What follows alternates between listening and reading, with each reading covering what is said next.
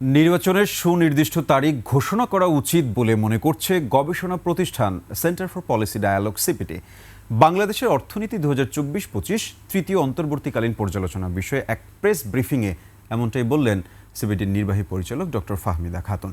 Budget বাস্তবায়ন যে সরকারই করুক, প্রাতিষ্ঠানিক সক্ষমতা থাকলে বাস্তবায়নের সমস্যা হবে না বলেই মনে করছে সিপিডি। নাহিদ সিরাজি নিম্নের রিপোর্ট।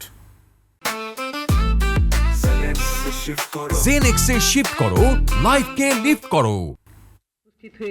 সিপিডির প্রধান কার্যালয়ে আয়োজন করা হয় বাংলাদেশের অর্থনৈতিক উন্নয়নের স্বাধীন পর্যালোচনা বিষয়ক অনুষ্ঠানে। প্রতিভাত হচ্ছে যে দুর্বল একটা রাজস্ব।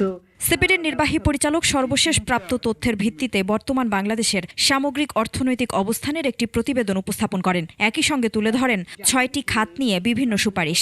প্রবাসী আয়ের একটা শক্তিশালী প্রবাহ। পরে নির্বাচনের উপযুক্ত সময় কবে এমন প্রশ্ন করা হলে তিনি বলেন, নির্বাচনের সুনির্দিষ্ট তারিখ ঘোষণার সময় এসে গেছে। 9 মাস হয়ে যাওয়ার পরে এখন যদিও সরকারের পক্ষ থেকে একটা তারিখ একটা দেওয়া হয়েছে, টাইম ফ্রেম, কিন্তু এখন মনে হচ্ছে যে একটা নির্দিষ্ট ডেট দেওয়াটা একটা যুক্তিযুক্ত হবে, একটা ভালো ডিসিশন হবে। বিনিয়োগ না হলে কর্মসংস্থান হবে না উল্লেখ করে তিনি বলেন, রাজনৈতিক স্থিতিশীলতা না আসলে বিনিয়োগ বাড়বে না।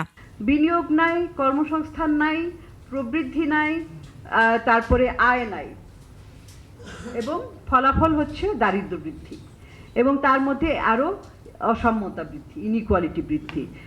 এইটাই একটা দারিদ্র্যের দুষ্ট চক্র হয়ে যাবে। এটার সাথে স্থিতিশীলতাটা খুবই গুরুত্বপূর্ণ।